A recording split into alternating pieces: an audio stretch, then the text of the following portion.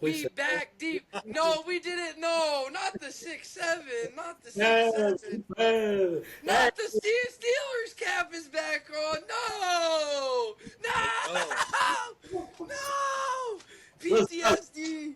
PTSD! PTSD! Hello, everybody. Welcome back deep in the Bleachers podcast, episode 4. We got me, Gabe Payne. We got in the blue hoodie, Dominic Gasper. We got in the Thrasher shirt with the terrible towel, emphasis on terrible, Jeremiah Kroom in the building. And this week, what we got for you guys, we had a huge week in the NFL. Tons of injuries went down, coaches getting fired, guys having big games. We got some college football to talk about a little bit too. Also, the MLB playoffs last night. Dodgers coming off a huge victory as well. So we got a good episode in here for this week. And again, if anybody has been watching all of the episodes, you know we love talking about NFL. That's always going to come first 99.999% of the time. So we'll run through some of these games first. NFL. Now, some of the things I wanted to mention. Honestly, we could talk about it first. We could talk about Steelers-Browns first. That's okay.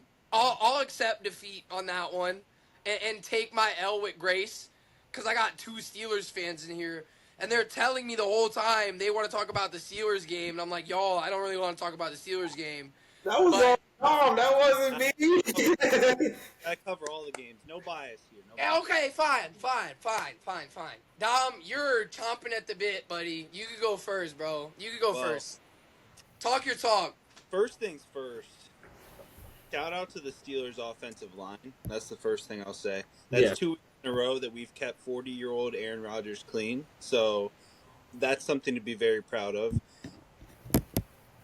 That Steelers defense is back. I know it was against the Browns offense that isn't like so explosive, but they completely made Quinshon Judkins a no factor, and he has been great this year as a rookie running back. Dylan Gabriel threw the ball 52 times. That's true. Dylan Gabriel, that's a whole nother. We could talk forever about how bad it is, bro. But, yeah, Pittsburgh Steelers, they looked really dominant this week. The run game it's finally starting to kick in. Jaylen Warren, and out of nowhere, Kenneth Gainwell, two-headed back for some reason. Kenny G is tough. But, Kenny G. I think my favorite thing is, well, for one, they should have forced about 4 more turnovers than they actually did if they could actually catch the ball. I think one person I also wanted to highlight too is Nick Herbig. He's a stud. He's got 4.5 sacks this year, and he missed week 1. He's already got 4.5 sacks. Steelers second in the league in sacks, by the way, 20 sacks. Only team with more sacks than the Steelers is the Broncos, who have an ungodly 30 sacks already, which does not even make sense. He has ate himself already. No, I'm impressed with the Steelers, though. I think that, you know, and I know it was against the Browns. No offense to the Browns, but not taken, bro. We're the Cleveland Browns, bro. Steelers, they play again tomorrow against the Bengals, but I think that the Steelers will have continued success, and that defense is going to keep plugging away. I think they're only going to get better as the season goes on, and they build more chemistry. So. Jeremiah, give me a little terrible towel swing real quick, bro. Give me a little. Hey, this thing be going, especially, okay, so everybody, if you don't know the Steelers environment, tune in to the Steelers for 10 seconds. I promise you they're going to pan to the fans, and about 50 to 100,000, I ain't going to say 100,000, but 50 exact time. So, there isn't nothing that Dom hasn't already said. From start to finish, it was a dominant performance for Pittsburgh.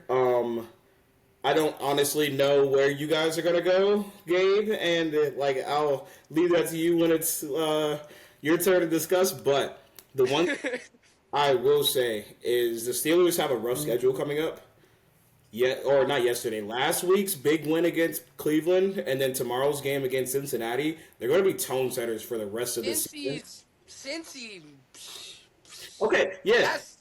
But after that, you guys are after like we have the Packers and then the Colts. Oh, you know, we're poop. I wasn't comparing us to the Bengals. Okay, so we got Bengals is this next game. Then after that, they got the Packers. Yeah. Then after that, they got the Colts. Then after that, they got the Chargers. And then they're back to Bengals, Bears, but then it gets tougher again. They got Bills, Ravens, Lions is one that goes up after that as well. So yes, the Steelers do have a pretty solid rest of the season schedule. It's difficult. Yeah, it definitely is difficult, and I definitely can see the haunts of our past coming back and us having an Man, the 11-0 Chase Claypool days, and he's out there hitting TikTok dances and It's is inevitable. not doing anything past the 11-0. We find ways to win, and granted, our team is upgrading. Our offensive line, like Dom said, is slowly getting better.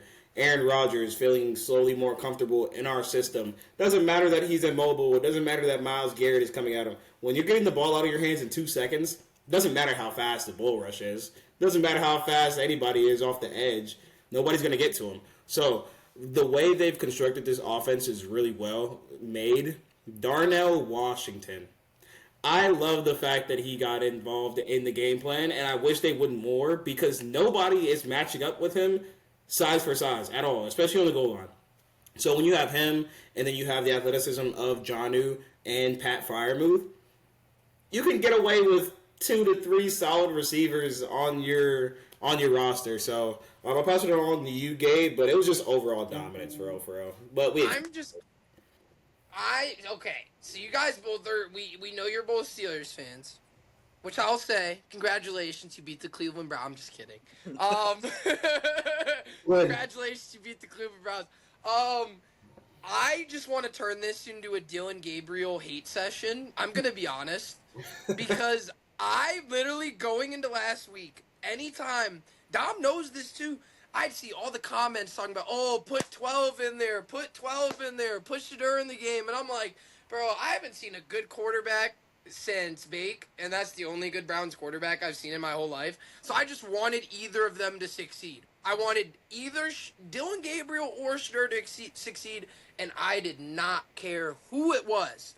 And then Dylan Gabriel got his first real test. I understand you're rolling into Pittsburgh. The Browns haven't won a game in the regular season. We got y'all in the playoffs, though. But regular season, home on the road against Steelers since I think it was 2003. So I was 1 year old. I was still in diapers last time the Browns beat the Steelers in Pittsburgh in the regular season. So it's a big test. It sucks being a rookie quarterback, and you got to play T.J. Watt and Alex Highsmith and Nick Herbig and Cam Hayward and Keanu Benton, and they got good linebackers and good corners. Respect to y'all. But at the same time, Dylan Gabriel, I think, just has a ceiling where he's capped at just being a game manager. Like, watching him play the game, it feels like he goes through his progressions decently well. He doesn't, he'll throw 4 almost picks. So what I'm about to say is pretty crazy, but it feels like he's trying to make the right decision. Like, it didn't look like he was crazy rattled as much as it just looked like he just doesn't have it. Like, he was not just, oh, I'm just going to throw out my first option right away. And then if that doesn't work, I'm going to hit this guy. Like, he would go through his progressions, read the play, but then there were just situations where literally the guy is just, he can't see over the offensive line. Like, you guys were watching the game, like, Nick Herbig was right next to Buddy when he almost threw that pick on the sideline. And when you're Dylan Gabriel and you're, 5'11", and he's got a 6'4", 6'5" right guard in front of his face, literally his view is he's just looking at the sideline. He thinks, oh, this guy's open. Meanwhile, there's Nick Herbig right in front of the guard, and he can't even see him. You know what I mean? So I feel like, as a Browns fan, I'm just ready to at least test our guys out. We're almost at the midpoint in the season. I understand giving Dylan Gabriel another shot and trying to give him another start. But I think 12 is going to be in there soon. Shedeur's definitely going to be in there soon. I'm excited to see what he can do. And you already know I'm a Browns fan because I'm not talking anything about the game that happened this week, and I'm already looking forward to the future.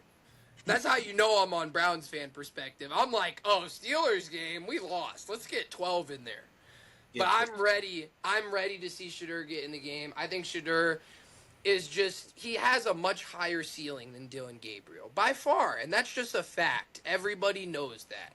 Dylan Gabriel doesn't have the arm where he can make all of these otherworldly throws.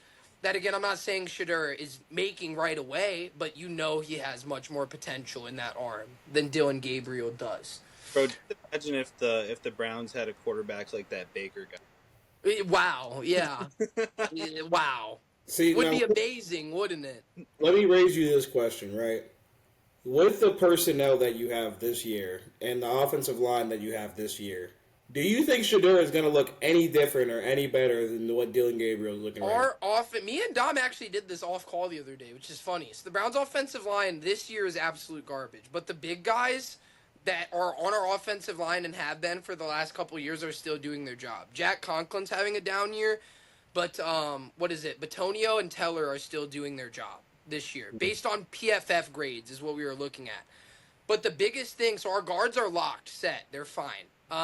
Actually, Batonio is probably going to retire soon, but Batonio and Teller at the guards is great. Jack Conklin on the tackle is great. DeJuan Jones is out right now, but he's still a good player. Yeah. And then we kind of just need a center. Like, Ethan Pocic isn't even bad at center. I think our O-line is just underperforming right now, but I'm not worried about them. If that makes sense. It kind of reminds me almost of, like, the Steelers last year. It's different in terms of the Steelers last year, had a ton of young guys on the line, so it's like you're going to expect them to improve. But I just think this year's just been a down year for our O-line. It's like that's part of the Steelers team is their O-line. I was going to say, it's different in terms of like your guys were developing, but I just mean I expect that the Browns O-line is gonna be better. I do think that Sanders would do better. I think that's a huge thing we actually have to address next year, Jerry. That's a good question. I think the Browns definitely have to address their O-line because our O-line is good, but they're old and they're declining. Yeah. They're declining. And DeJuan Jones is always injured because he's 6'8", 750 pounds. He's freaking big, bro. He just can't stay on his knees can't hold his body weight. It's a little shaky, you know. His knees look like this. The NBA players, bro. He just makes every other NFL player look small. I saw DeJuan Jones in real life at the Guardians game, and he is just such a behemoth that I instantly was like, "That's DeJuan Jones." Like, I don't even really know in his face like what he crazy looks like. I just saw it and I was like, "Yup, that's DeJuan Jones," and it was in fact DeJuan Jones. So Browns Steelers. That's my opinion on it. Steelers played a good game. I like to see, I guess as a fan, DK get more involved. You guys have talked about that a ton of times. I'm not saying a fan of the Steelers, but fantasy people out there and NFL fans were probably like, okay, DK should get more involved. And he was more involved. So that was like my big takeaway from that. I guess if I'm talking to the Steelers specifically and responding to you guys, the Steelers, I can't trust you with the 10-foot pole past the midpoint of the season. So I'll see what the Steelers do, and that's not even hate. That's just truth. The Steelers always look nice. They always talk their shit. They always do that, and then they get out in round 1 or round 2 of the playoffs. And that's not even hate. That's a fact. Let me just say this one thing. Round it out with this. You're fine. Go ahead. I think that this year, I know that, yes, you were correct. The Steelers have been subject to falling off down the stretch and feels a little different. That has happened. I personally feel a little bit different with this team, and the reason being is because I feel like in all the times past, when you look at the team, there was always glaring holes in certain situations, like in certain positions. It's been corners before, it's been safeties.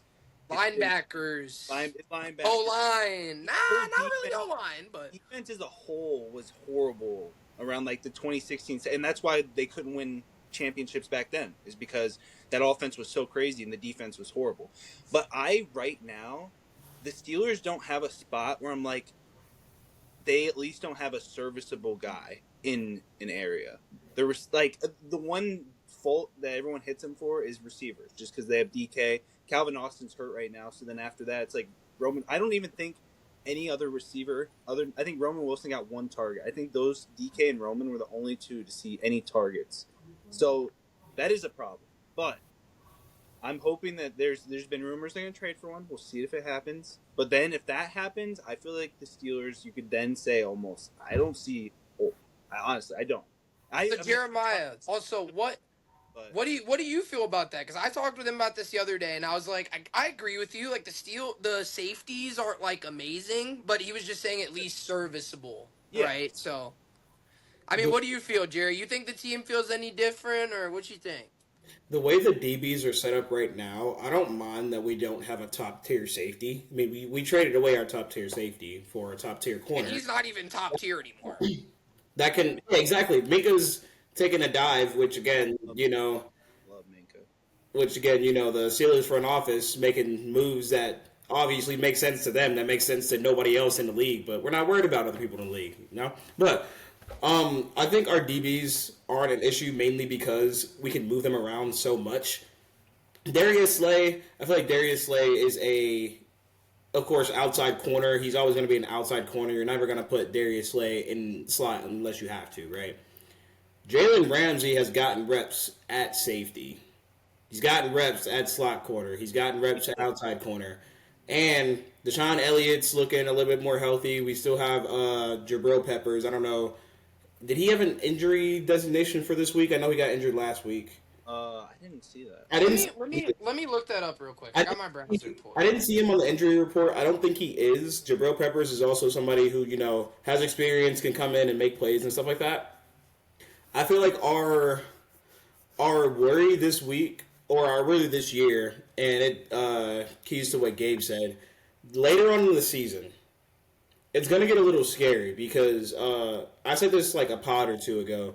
With Derrick Henry, with the more the temperature changes and stuff like that, and the more colder it gets, a lot of people are going to stop. Real, though. They're going to not want to stop Derrick Henry, right?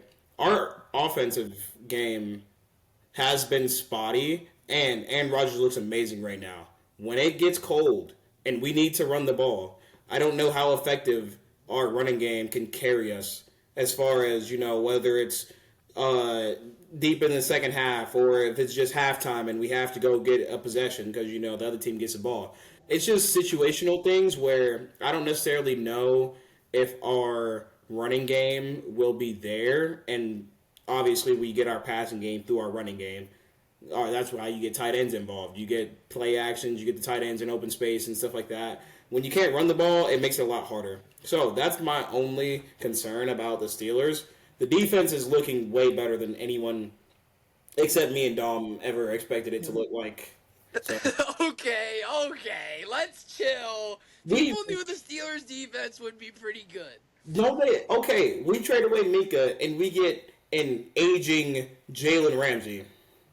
People highlighted that on top of us getting a 40-year-old Aaron Rodgers and said we wouldn't look like anything this year. If anybody ever told me before the year the Steelers defense wasn't going to be good, I'd just it's one year out the other. Like you guys have TJ Watt, like I said, the D line. You got TJ, you got Highsmith, you got Hayward, you got a first round D tackle at the corners. You got Jalen Ramsey, you got Joey Porter Jr. at the linebackers. You got Cole Holcomb, you got Peyton Wilson, and Patrick Queen. So of just those guys alone, that's already over half your defense is almost Pro Bowl level players. So, if anybody ever was trying to say that... Huh? Oh, Harmon. Oh, sorry, Derek Harmon. He's a dog. He's not the first rounder. He's good. I'm just kidding. I actually meant to say Derek Harmon. So, Dom, you were correct for correcting me. Keanu Benton was, what, a fourth rounder? No, he's a second rounder. But second rounder, okay. He's not nearly as honest. Derek Harmon clears him for sure. And as we just spent 15 minutes on this game, naturally, because we're fans of both of the teams. Okay, so just move on.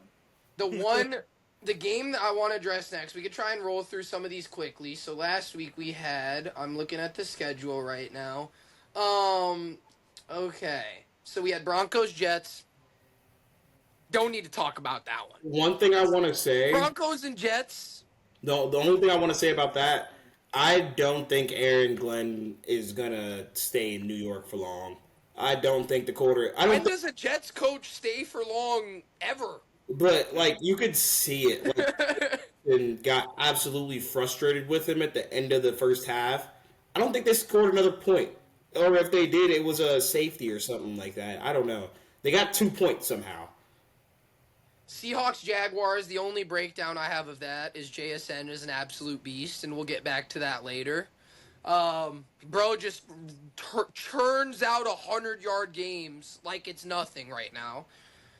Chargers, Dolphins. Shout out the freaking Greg Newsome.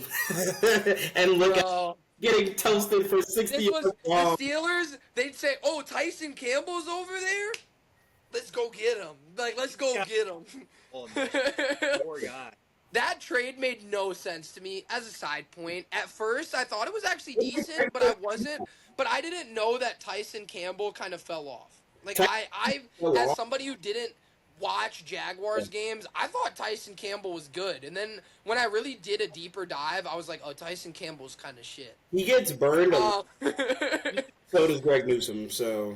well, I saw you said Greg Newsome gave up a touchdown too, but with all due, Greg Newsome is a better cornerback than Tyson Campbell. We got Chargers Dolphins. That was actually a good game. 29-27 Chargers.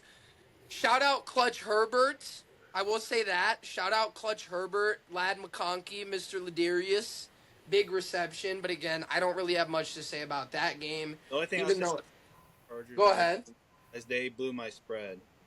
They did blow your spread. Also, wait, Kamani Vidal and Devon Achane did go crazy. They both had 100-plus yards rushing. I did not expect Kamani Vidal to do anything whatsoever because he's like 5'8". Like, he's a smaller back, and then he toted the rock 18 times for 125 yards. Shout out to the... Also, did you guys hear what Tua said after the game?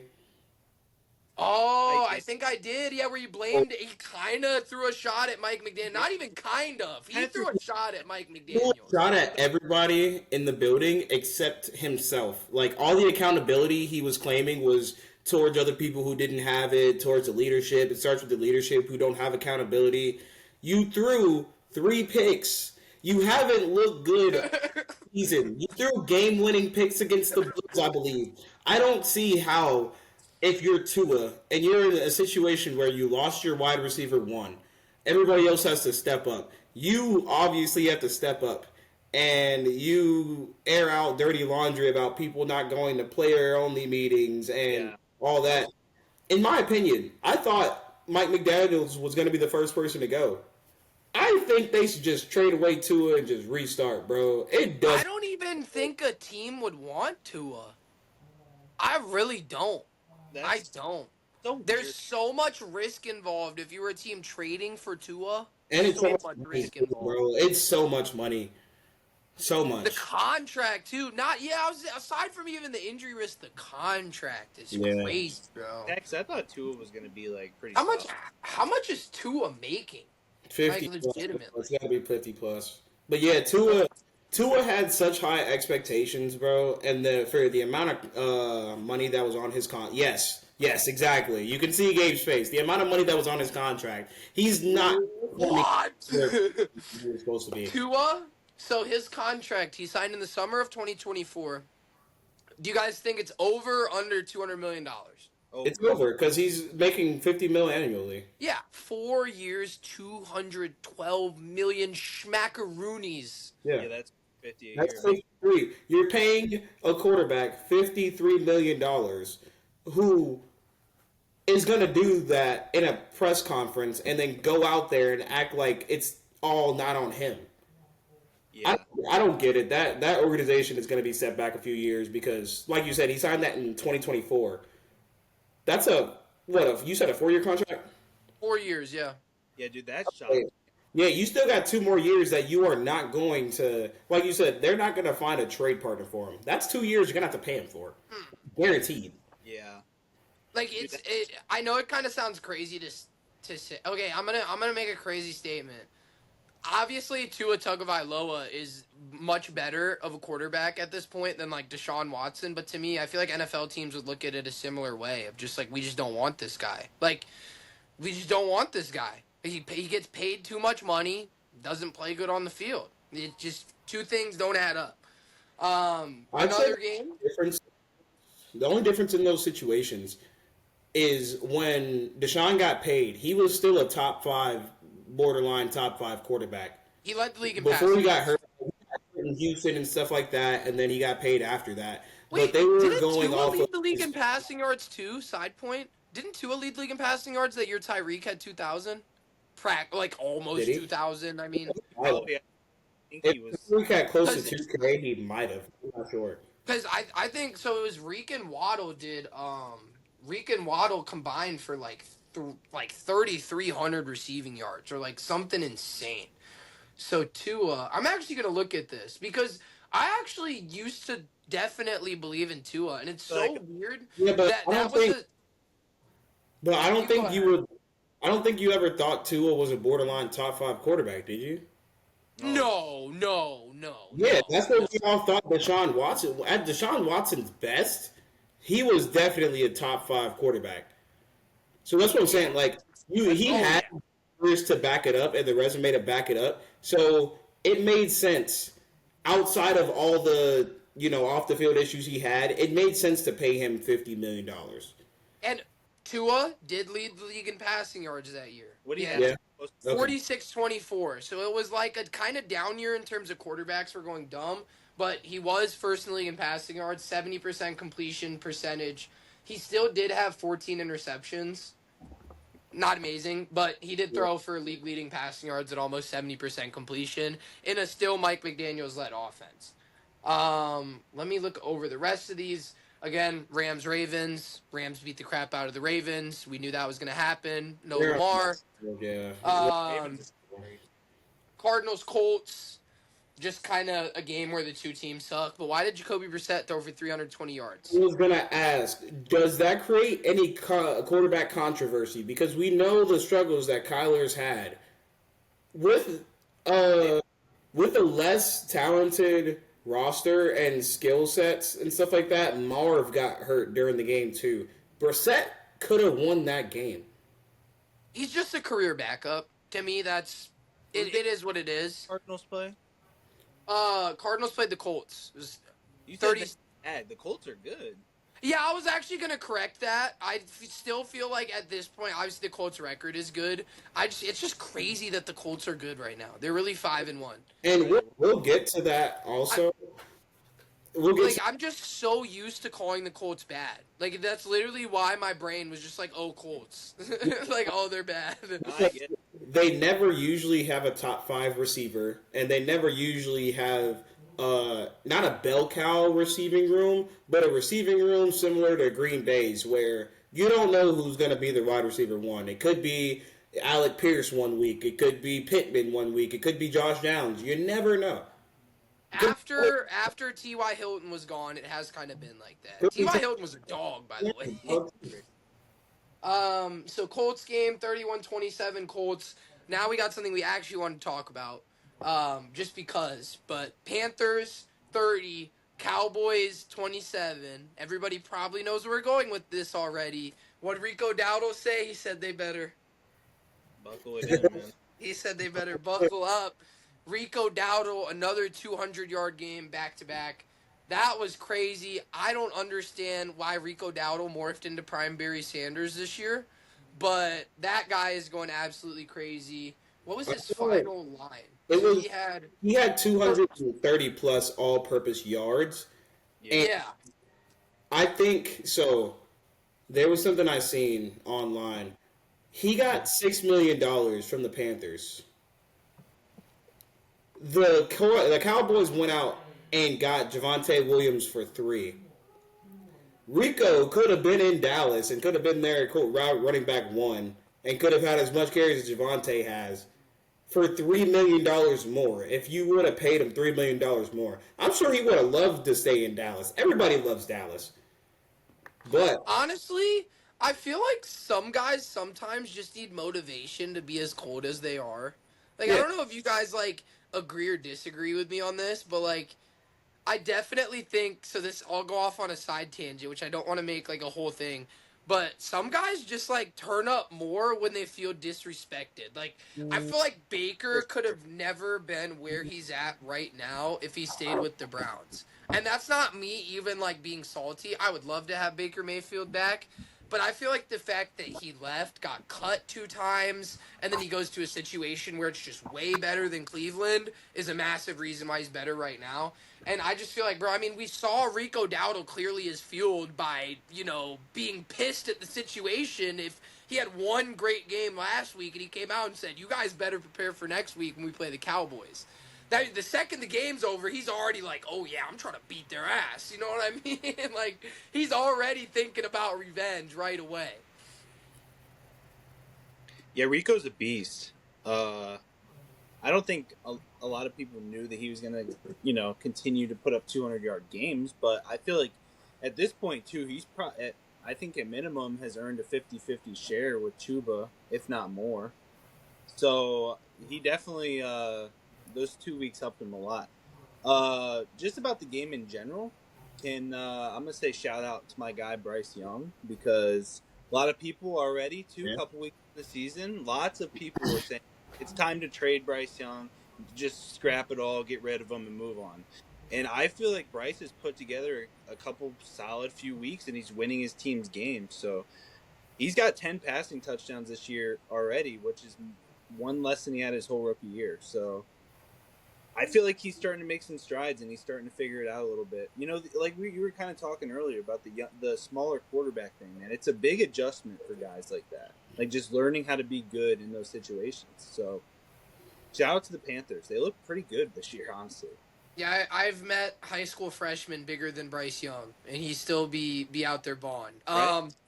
Bryce Young, Jerry, I saw this thing the other day. I told Dom about it already. It said Bryce Young has a knack for just when you think he's garbage, he comes out and has a legacy game. It happens every time, like clockwork, dude. Funny. Every time anybody thinks Bryce Young sucks, he just goes out and balls. And it's like, if he could just consistently do that, like outside of when people think he's garbage, he'd, be a consistent consensus above average quarterback to the majority of people. Just have just a little bit, just a weensy bit of ice in the veins. When he needs to pull it out, he can pull it out. But no, I agree with you. I think. Pause. I'm sorry. I agree with you, Dom. Let's get the childish person out of here real quick. Okay.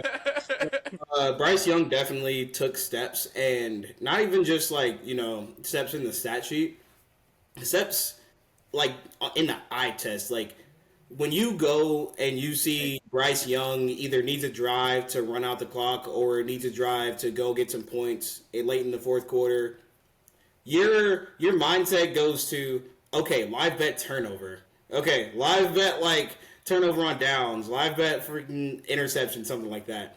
That's not what happened, and the fact that he's using Tetaroa in the red zone, that was one thing I didn't like about Bryce Young. He wasn't using Tetaroa. He wasn't targeting him, especially in the red zone. When you have a 6'4" wide receiver, whenever you have a 5'10" or a 5'11" DB, I don't care what name the DB has, throw it up to your 6'4" receiver, especially if he's a rookie. Let him get some confidence in the league and stuff like that. But the way Bryce is set up now, he has two decent to really good wide receivers.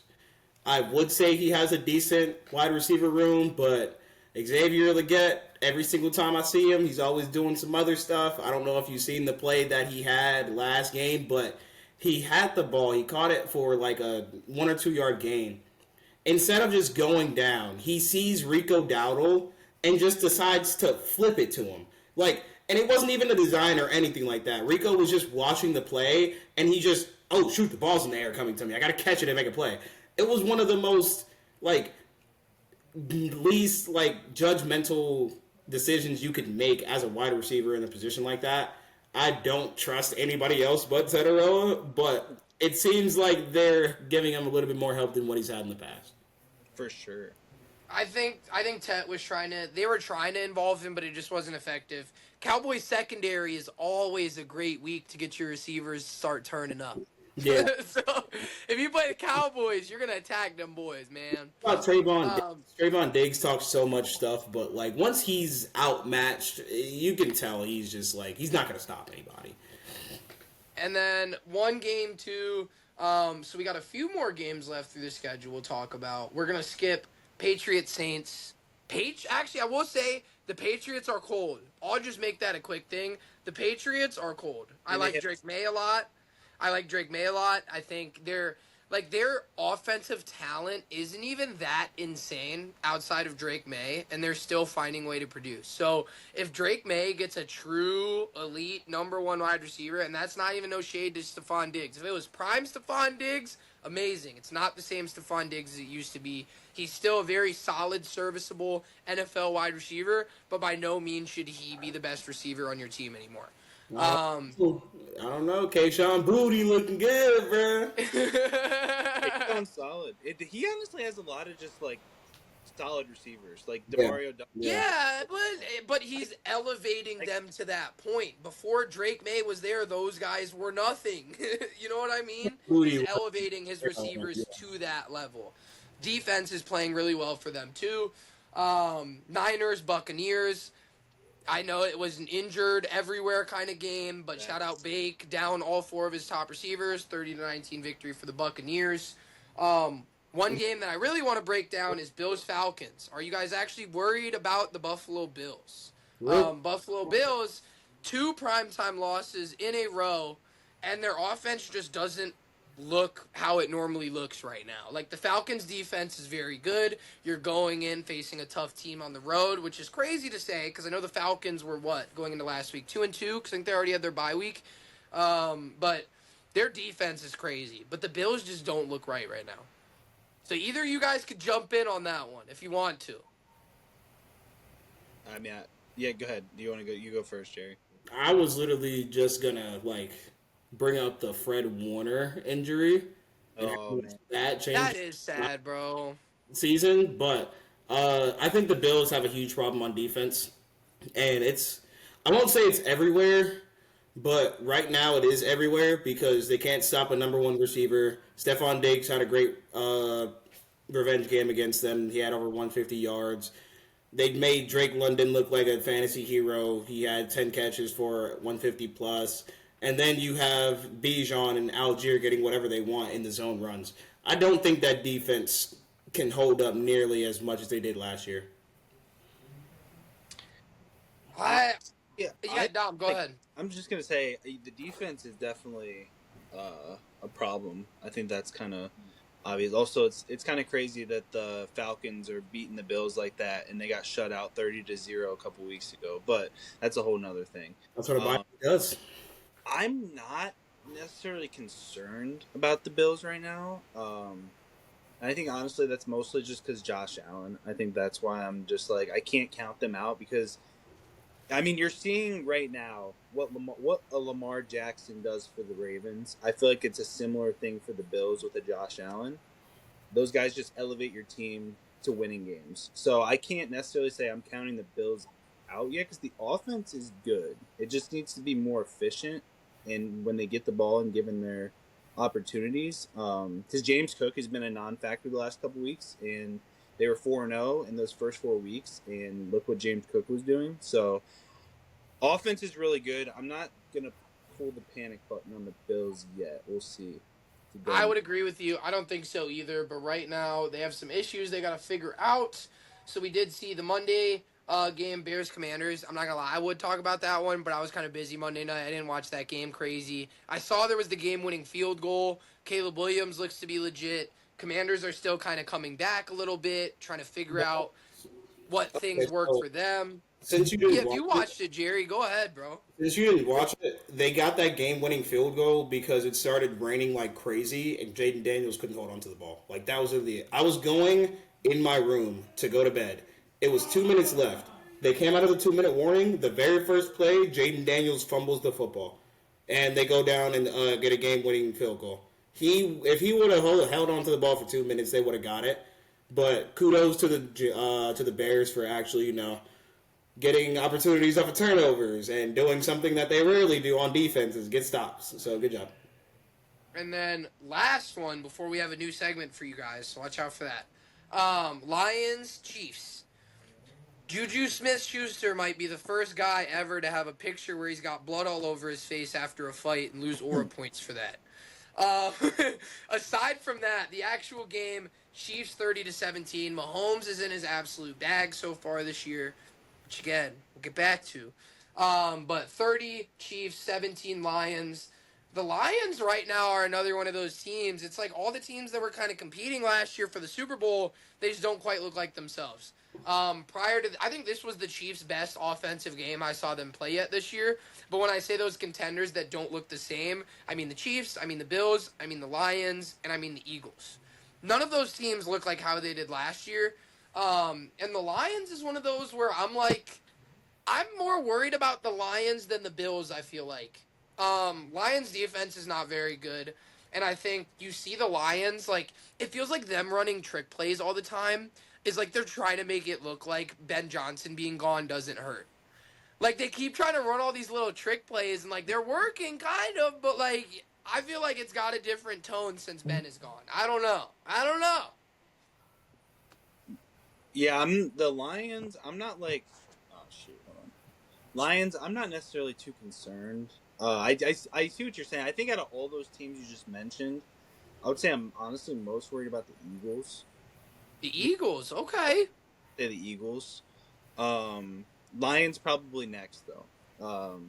They definitely haven't looked the same. The offense is still solid, but like you said, you can tell that spark where they would just put up a whole bunch of points or like do something out of nowhere to spark the team. It's like it's kind of gone when you need something and you're looking for something to spark the team, and that was Ben Johnson. So I'm not too. I love Dan Campbell. I think he does great as a head coach.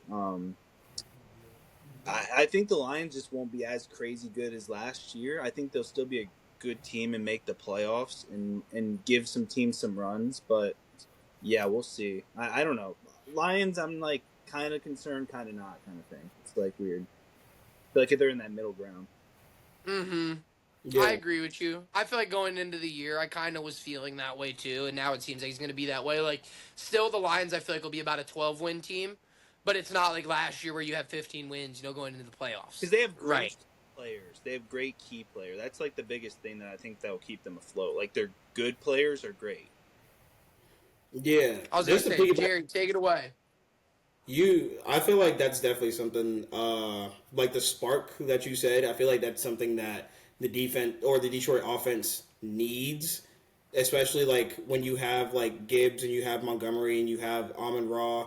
Like all these guys are such key players and playmakers and stuff like that when they do score back to back to back, it makes the sideline energetic. It makes your whole team vibe feel good and stuff like that. When it's hard to get drives going, when it's hard to get touchdowns, when it's hard to get the big plays, when it's hard to get the trick plays going effectively, the morale of the team seems down. And when they are going against a lot of teams that have a lot better defenses and stuff like that, it can be hard to get all of those players involved. Jameson Williams is a big player, but if you can't get him in big plays, he's kind of ineffective in the game. And the one thing about it, the Detroit defense, last year, I get it. Their defense was amazing. It got bad because of injuries. This year, it's bad, and it's not because of injuries. It's just flat out not a good defense right now. So when you have the inconsistencies on offense and Jared Goff, I won't say he starts questioning himself. He's an NFL quarterback and stuff like that. But when you don't have that same mojo, when you don't have the same vibes that you had a week ago when you were scoring 40 easily, it's a lot harder to get in the groove when you're expected to, and you have so many players that obviously they don't want the ball. They don't have a whole lot of egos. Jahmyr Gibbs expects to touch the ball 15, 20 times a game. David Montgomery expects to get the ball at least 10 times a game. Amon-Ra gets his touches, expects to get his touches. And then you got Laporta. It's a lot of things that need to work together. And when it does, it's a fluid offense. When it doesn't, it feels like pieces aren't meshing. Right. No, I mean, the Lions also, let me just say, I'm not, like, worried about any of these teams. I just mean you're, like, a little bit worse than you were last year. Like, they're all still some of the best teams in the NFL, if not the best group of teams in the NFL still. But it feels like all those top dogs that you were at last year, it just doesn't feel the same vibes. One thing I will say I'm surprised about is I feel like the Chiefs, when they get Rasheed back, they actually look better than they did last year. To be honest, I think they look better than they did last year, and them not having Rasheed has made them look really different, and I think Rasheed is going to elevate them just to another level where it's like you're back to being the Chiefs that we know. Last thing, Jeremiah, you said you want to talk about Brian Callahan getting fired. You still want to talk about Brian Callahan getting fired?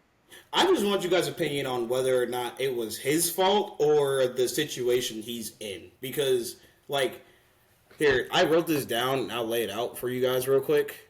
In the past, let's say 4 years, right? Their GM, John Robinson, got fired in 2022. Mike Vrabel, as we all know, got fired in 2024, right? GM, head coach, gone with a matter of 2 years. Their next GM got fired January of 2025. So Oh not my only do you god. get rid of a GM in 2022, you get rid of a GM before the 2025 season, and then you fire his head coach 6 weeks into the season.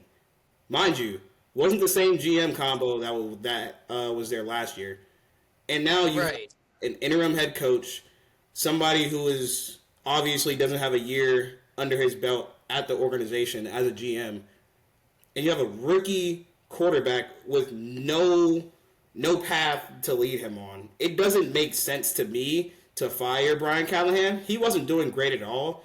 You just substitute another leadership role and just change things up. It makes no sense. I just hearing that is absolute dumpster fire, and that's me, Browns fan. So like again, grain of salt. Like we're awful. I get that, but a rookie quarterback, I think you should never change a rookie quarterback's head coach, like at all. To be honest, for the first year at least at all. At least just give him something, even if it's like not great, it's not working. At least you're trying to build onto something. And to me, if you're getting rid of your head coach at week 6, that just does no good for Cam Ward. Like, aside from coaching, if you're the Titans and you know your team's just not going to win football games regardless, like, it's not like, oh, if they had Bill Belichick, the Titans are going to be in the playoffs now all of a sudden. They're going to not be a playoff team and be a lottery team for the NFL draft, regardless of who's their head coach. Just try and build trust. And if Cam Ward doesn't like that head coach, he's probably going to be verbal about it. And then you can just get a new head coach next year, right? Like, I feel like young quarterback, you just got to try and give them some sense of stability. Even if it's garbage, which is kind of weird to say. I'm not saying I don't want teams to win football games, but changing your head coach at midseason with a rookie quarterback is just complete no-no. So, did Brian Callahan, was he an in-organization hire? Where did he come from? I don't think he was an in-organization hire. I think he was an offensive coordinator from somewhere because they hired him to be an offensive guru because they had Will Levis last year. And he got hired before last season, He got 2020. hired before last season, yes. Okay, so this was only year 2. This was Oh. the year 2. Brian Callahan was the OC for the Bengals. Okay. Which is crazy. He's literally in our division. I had no idea because, well, Zach Taylor was calling the plays. So OC is you're just a paper holder for the Bengals. Yeah, I guess, man. So here's what I was thinking too when we were talking about that. So I feel like the Titans definitely, it sounds like they're pulling plug way too quick on everybody. But I was just thinking the Panthers, kind of like a similar situation a year or two ago with Dave Canales, and they stuck around with him, and now starting to put it together. So, like, I think when you hire a coach like that, and you know as an owner, like, just use your brain. You know your team is not going to be good. Use your brain. Like, seriously, as an owner, just know, like, my players aren't as good as other teams' players. We're not going to be good no matter who goes in there. I think it's kind of ridiculous that you're firing your head coach and they're trying to put blame on somebody.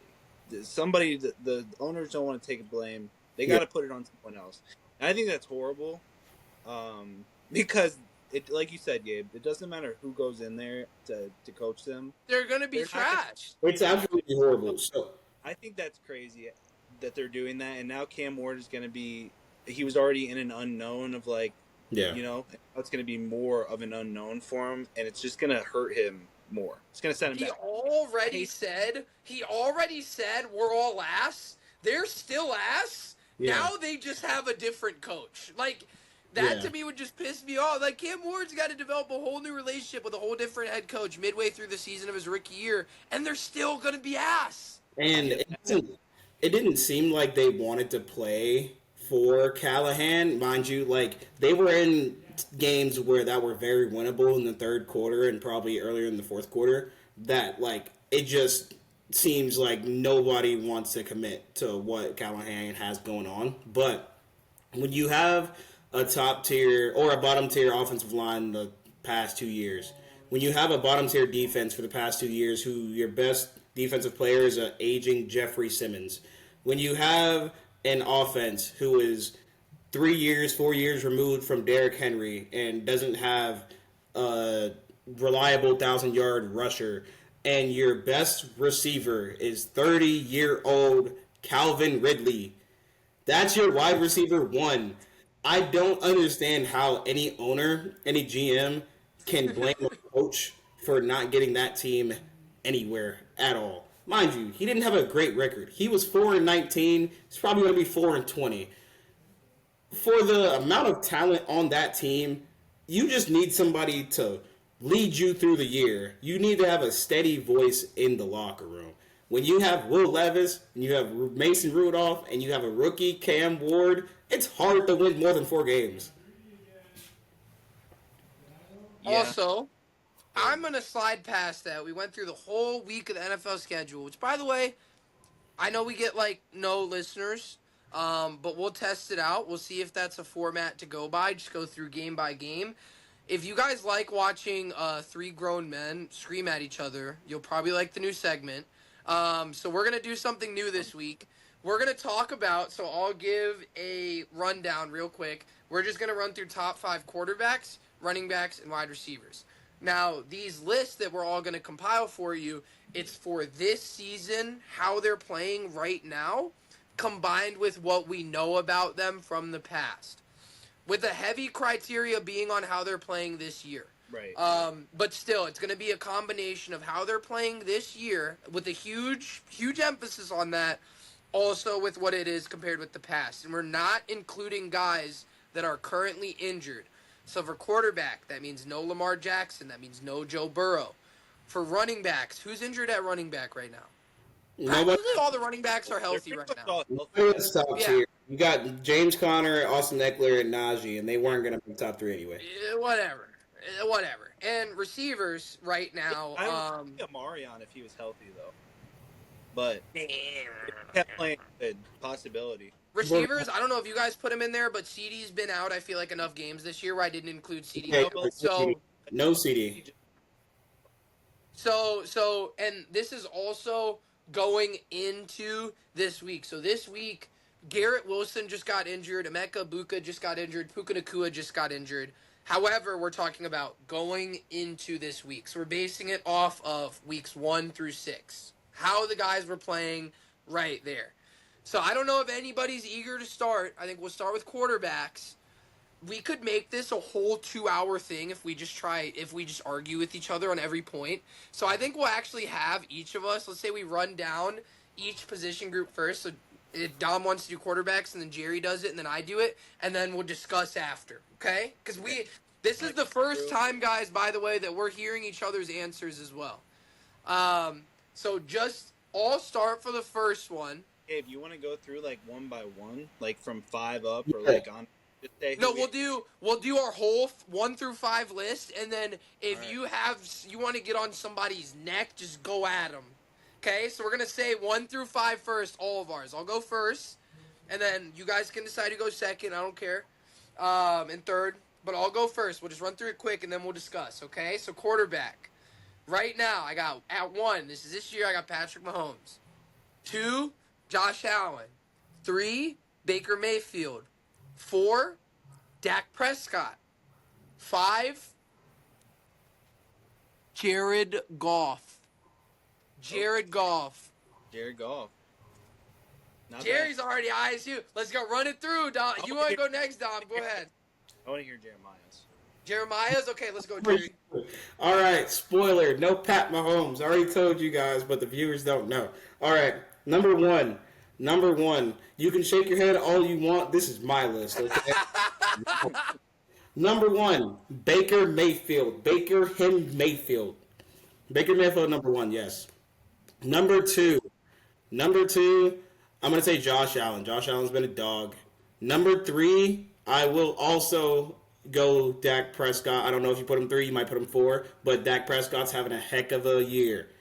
Number 4, Matthew frickin' Stafford and his 40-year-old back that's still carrying the team. Number 1 in yards, I think, either 1 or 2. It's incredible. Number 5. Who is it if it's not Patrick? Mr. Indiana Jones. Give me Mr. Indiana Jones. The dog's been killing it this year. I don't care what Pat Mahomes been doing this year. Indiana Jones looked better. All right, Dom, let's get it. Let's get your vibe. For everybody that don't watch football, Dom, before you say it, why do I feel like we had the same list, but we swapped maybe one or two guys? It's close. Our top three are the exact same. I have Mahomes at 1, Josh Allen at 2, Baker at 3. At number 4, which I'm kind of surprised that he didn't crack either of your lists, I'm going Drake May. I wanted to. At 5. I wanted to. I wanted to play him. Yeah. I wanted to. Dimes at 5. So I was gonna either put May or Danny Dimes at 5. Yes. I have Danny Dimes at 5. So it was Goff or May, to be honest. Hey. So I got at 1, Josh Allen at 2, Baker at 3, Drake May at 4, Danny Dimes at 5, and then I had an honorable mention for Dak Prescott. So. Okay. So you all actually have a pretty different list right now. What do you got Stafford at? I don't have Stafford in there. Stafford put up. If Stafford had a good game last week, I would have put him in there. Stafford, it's just because honestly, last week Stafford got me 10 fantasy points, so fuck Matt Stafford. Jerry, you didn't put a multiple time Super Bowl champion prior to the age of 30 in your top 5. Okay? I want to hear it. This year, nobody won a Super Bowl this year. Okay. This year, look at Patrick Mahomes' stats right now. I don't care about stats, sir. Oh, I want. Okay, how about do you want Super Bowls or do you want stats? He's got both. I want the eye test. I want what I've seen this year. The Chiefs have looked a little bit iffy at times. Okay, I get Pat Mahomes good. Ain't nobody saying he ain't good. Hey, Jerry's trying to get in his Stephen A. Skip Bayless, get our shit to go viral because he's trying to get us out of the top 5. You know? That's what I'm trying to do with my bets too. That's why I keep going huge underdog. Yo, I like it though. I think that's interesting. So, Gabe, who was your So you had Dak. So I put Mahomes, Allen, Bake, and then I put Dak and Jared Goff. So I put Jared Goff at 5, just because if we're combining present and like I said, past as well. Jared Goff is one of those guys where if you actually just like look at the numbers. He really is, like, in terms of just how he plays, like, a top 5 to 10 Q in the NFL. If you're going off pure, like, eye test, I think I could probably name you 10 quarterbacks who I'd rather have than Jared Goff. But I feel like I have to give respect when somebody just continuously puts up numbers. And for me, just for this year alone, it was either him or May. And I think Jared Goff right now has 14 touchdowns, 2 turnovers. He's even caught a couple. He caught a touchdown, which is like weird. The Lions are still 4-2. I have Goff. Dak, we all seem like gave respect to Dak. Dak has been balling this year. Without CeeDee, Jake Ferguson is playing like the best tight end in the NFL. He's playing like it. Not that he is. None of us, I don't think he is. But he's had that offense looking really good in a year where everybody thought that their offense was going to be not good. That's why everybody thought Dak was going to put up numbers for sure, but not that the offense would look the way that it does. The defense just sucks. Yeah. I never thought that I would put Daniel Jones in a top 5 list. Daniel Jones. Yeah, okay. Let's chat about that one. Daniel Jones, bro. Shout out Danny Dimes. I'm giving him respect, dude. They was close, but I'm like, you know what? Just because, like, you've looked so good this year, and you're making a team that nobody even considered would be. They probably have as many wins as most people thought they'd have all year right now. Okay. 5-1? I'm gonna revisit a question I talked about in week 2. I asked, do you think Daniel Jones is going to be the starting quarterback for the Indianapolis Colts next season? I was the only person who confidently said, I think yes. Are your guys' answers any different now? Do you think now at this point? I said I definitely could see him coming back for sure. Okay. Let me see what he's got this year, too. So he's got... I was confident in my answer, but I'm sure I'm way more confident now. Hey, you know who's the league leader in QBR in the NFL? Danny Dimes. Danny Dimes. Hey. I feel like you're disrespecting Danny Dimes. Yeah. I'm talking about him like he's Danny Dimes. I mean, He's still tough. I don't know about top 5. The thing about Goff is producing with so many weapons, and that's why I didn't put him in the top I 5. get it. He has I so get many it. weapons. I get it. I get it. If You you, can bro. say the same thing about Matt Stafford, no cap. And I was gonna say that earlier, but Matt Stafford does He's though. more consistently though. He also does. He's also a better arm talent than Jared Goff. He's just more of a gunslinger. He throws more picks than Jared Goff. But on the other side of things, Jared Goff still also throws a lot of picks. There's a reason Skip Bayless literally calls him Jared Cough It Up because he turns the ball over a lot too. I'm dead. So quarterbacks, aside from that's just crazy to think about. Like when I was making this list before the podcast started, and I go, okay, 1 is Mahomes, number 2 is Josh Allen, number 3 is Baker Mayfield. For me, after that, it's completely wide open. If you're really not adding Joe Burrow, Jaden Daniels is injured this year as well at the start, so he's not added. And Lamar Jackson, when those guys get hurt, the list is wide open. Also, none of us put Jalen Hurts, and I love y'all for that. No, I love y'all for that. I love y'all for that. Not a Jalen Hurts guy. Yeah, no. Don't want Jalen Hurts, bro. We don't want no Jalen Hurts. Danny Dimes is the better version of Jalen Hurts. Okay, buddy. Okay. See, now if we were not basing it on Oh my gosh. Okay, this is where I see how far you guys will go though. If we're saying just not off this year, just who's a better NFL quarterback? Daniel Jones or Jalen Hurts, bro. Well, yeah, Daniel Jones doesn't have anything beyond this year. So this is why we gave the heads up. So I think past quarterbacks, we'll skip past quarterback. I kind of want to do receiver next because I love me some wide receivers. That's fine. Who doesn't love them some wide receivers? It's gonna be a surprise. I think Dom, you're gonna make it. I think you're gonna make the most changes in terms of like this year versus like career, because like I know there's a couple guys that are doing amazing this year that like you might have over the 2 guys. The 2 guys I kept them at 1 and 2. My opinion, I think no matter where you put them, Justin Chase and Jamar Jefferson, they just have to be 1 and 2. I don't care. I'm crying. Did I say Justin Chase and Jamar? Oh my God. Okay, Jamar Chase, Justin Jefferson. The order that I put them on my list was Jamar Chase and then Justin Jefferson, which I think after last year, I actually made that switch. I think Justin Jefferson, amazing. I think no matter where you put either guy, 1 or 2, I don't think you're wrong. But after Jamar Chase had the youngest Triple Crown season ever, I personally am taking Jamar Chase over Justin Jefferson. So I have Jamar Chase, Justin Jefferson. At 3rd, I have Puka Nacua. At 4th, I have Jackson Smith and Jigba. Yeah. At 5, I have Amon-Ra St. Brown. Now the reason, I'll just give a quick thing. The reason I have Amon-Ra St. Brown behind JSN, despite how he's been playing, is just the fact, like we were talking about earlier, their offense is insane. JSN has Sam Darnold throwing him the rock. Like, with all due respect. Man, and Sam Darnold is fine. But JSN, it just gets so open on every freaking play. It's just insane, bro. So, and I am an OSU fan. But JSN and Amon-Ra, I feel like you could kind of put them wherever at this point if we're just basing it off this year. So that's my 5. Take it away. Take it away, Jerry. Okay.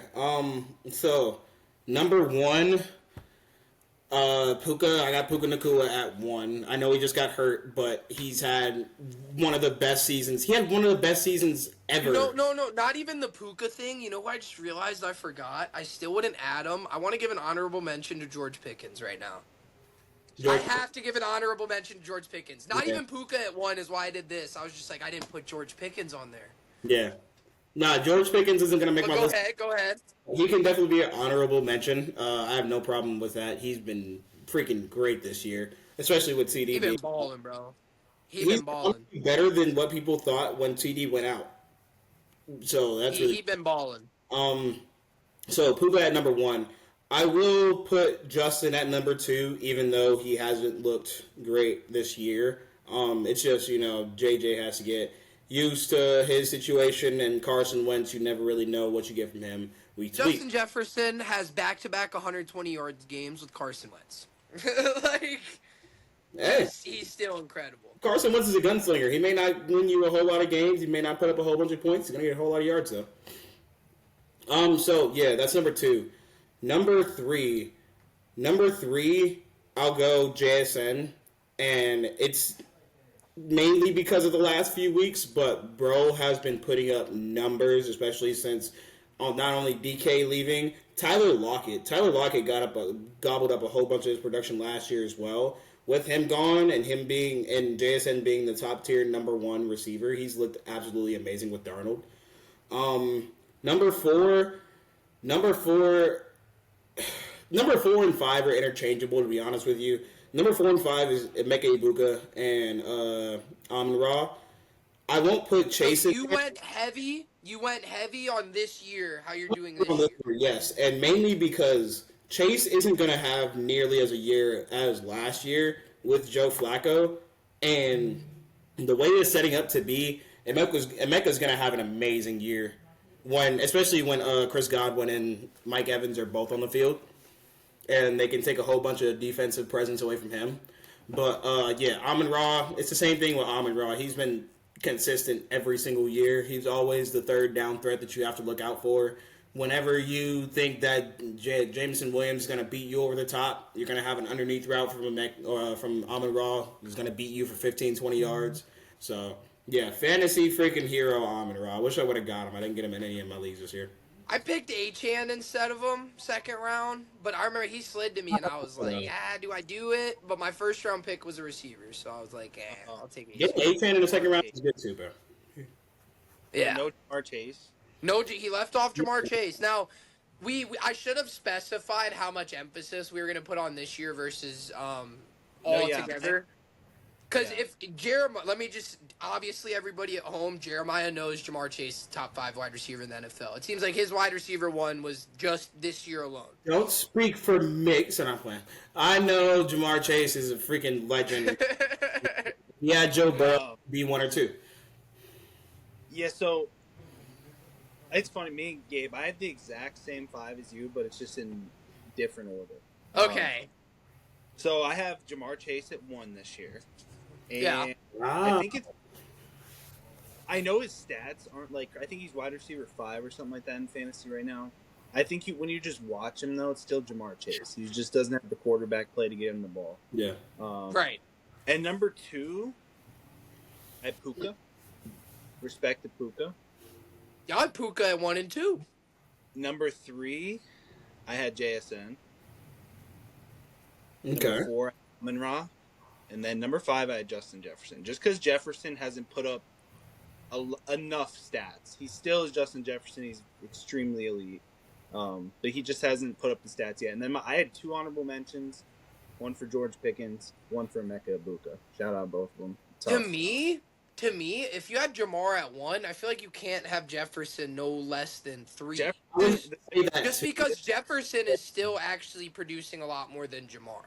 I think he's like wide receiver 20 though, compared to like wide. That's fair. But he doesn't really score touchdowns like that. Yeah. Jefferson's not really the biggest touchdown guy. I'd say, between I have no problem with you putting Chase over Jefferson, especially last year. The thing about Justin Jefferson, I think Justin Jefferson is more of a threat, each time you throw him the ball, whether it's on a go route or if it's on a slant or if it's on a 10-yard dig. He's always going to have the separation to where, Jamar Chase is always going to have. I just trust Justin Jefferson more. You know what? I think you guys actually did the list better than me. I think for every other position, I put much more of a heavy emphasis on this year than I did receiver. It just felt so wrong to me not putting somebody outside of 1-2 that's Jamar Chase Jefferson. So I'll actually say I kind of went off script on that one, purely on principle that it feels so wrong to not put them as 1 and 2. I just think you have to give the props to Puka, JSN, and Amon-Ra. You do. This year, and I had Chase still at 1 because he's still wide receiver 5. That was my thought. Justin Jefferson still, obviously, even though he's not producing like George Pickens or even Ibuka, we know he's a better receiver for sure than those guys. These So, fantasy lovers over here. no, And right? then the fantasy lovers. So with an hour 10 left, you know what? What do you guys say? Do you think we save running back for next week? We still got a couple things we haven't covered. We can save running back with some other positions. Right now. How about we do the two outside? Because we already know, if I'm not mistaken, Robinson, Bijan, CMC, and Jonathan Taylor. Those are the three consensus, right? That's going to be in. Wherever, it's just where we have it differently ranked. So, Yeah.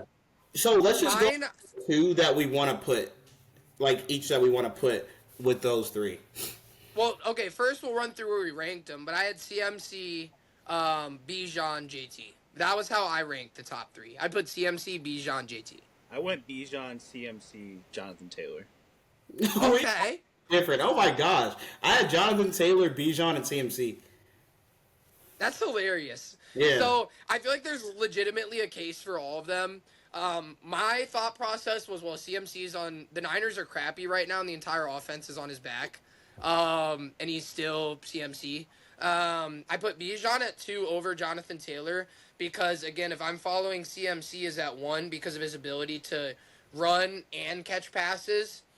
Bijan is the same thing why I put him at 2. His ability to run and catch passes. Not that JT's a bad pass catcher, but just that Bijan is an otherworldly pass catcher at running back as well. And JT, I put at 3. He's carrying the Colts offense. Sets the tone for them completely. He's played like just purely running the best running back in the NFL this year. If you're saying just running the football. Yeah, JT's though. Yeah. I think I put Bijan first because they already had a bye week, and he still has like similar yards and numbers to everybody. Else. Yeah, Right. Put Bijan at 1. I think I saw someone say he's on track for 1,600 on the ground and 1,100 in the air if he kept it up all year, which is just Ew! that would be all kinds of records. So Yeah. And No. then you did CMC, JT. yeah, Gabe, who'd you have 4-5 and who'd you have 4-5? Well, Jerry didn't say, let him get his rundown. You know what I'm saying? literally just put JT ahead of both of them because JT's leading the league in rushing yards and rushing touchdowns in a offense that we thought was going to be suspicious this year. So that's why I have him on top. I get Bijan, I get CMC. I will not disagree with you guys' logic. It's great logic. I think it's valid wherever you put the guys. Yeah. I put for 4-5, since we were doing a combination of this year and the heavy emphasis is on this year, right? I put Gibbs at 4, and I put Devon Achane at 5. I think even though Gibbs isn't putting up the same statistical production he was putting up last year, he still had a game this year. What did he have? 3 touchdowns 2 weeks ago? If it wasn't a hat trick, he had at least 2. It was 2. Okay. Yeah. He still has big games. To me, he's still Jahmyr Gibbs. I think he's still putting up. I think he's like, if we're saying fantasy, whatever, he's like RB8. And I still think he's still putting up those elite numbers. I put Achane at 5. Actually, you know what? I'm gonna swap Achane for James Cook right now. And I'm gonna put Achane as an honorable mention, and then the next honorable mention, I'm gonna put Javonte Williams. I'm gonna put James Cook at that 5 spot because even though James Cook has had 2 straight bad weeks, we're calling them bad. He still had 87 rushing yards last week on over 4 yards a carry. And then the week before, the Bills' offense just did not look good at all. They couldn't get anything going, and the game script was bad for him. So I'm gonna put James Cook at 5 because he had 3 straight 100-yard rushing games start the year, and then 4 out of the 5 games that they played in. Because Did they have their bye? I think their bye's this week. So I don't know exactly, but Bills? The Bills. the Bills. Next They week. have their bye this week. Okay. This upcoming week, I mean. Yeah. I think Every game, pretty much the main point is that every game outside of one game this year, James Cook is practically at 100 yards rushing. So I'm going to swap James Cook out at 5 just because Achane, he's a dog. I think he would be way better on another offense, but I don't like his rushing ability. I don't think his rushing ability, just pure rushing, is even a top 10 running back. What do you have? What do you have for 5, Jeremiah? So for the reason you put Achane in there is why I'm going to put James Cook in there. I feel like him being a receiving threat, especially in a Josh Allen-led offense, with, I won't say suspicious wide receivers, but definitely wide receivers that don't obviously, you pop your eyes to. But Well, they need to get him more catches, man. Last week he had 0. He yeah, didn't get nothing last week. and it's just also Josh. There he gets into his mode where he's trying to make plays down the field, and one works. He probably gets into a groove of do it more, and less check downs. But he'll be at 4. I'm gonna keep Gibbs at 5, mainly because of Gibbs's just freakish athleticism and the ability to Disgusting. take whatever you give him and he's gonna run an extra 50 yards. It's amazing to watch him and Bijan run just because it seems so effortless and so seamless, but the defenders trying to catch up to them are putting every ounce of effort to try to beat them to the goal line, and they can't. So it's just watching Gibbs is just amazing. So we each had the same guys 4 and 5, but we swapped them. What do you have, Dom? I could cook for. At 4, I did put Devon Achane. I like him this year. He looks really good, especially in the receiving game, you said. And then I had Gibbs at 5, even though I do think Gibbs, just as a talent, is just as good as the top 3 guys that we named. He just hasn't been getting as much production. Yeah. And then I mentioned for James Cook. So Okay. James Cook in there if he didn't have 2 duds back to back. Yeah. So I was saying I think 87 yards rushing and no catches for fantasy is a dud. For real life, that ain't no dud. Week No, before that's good.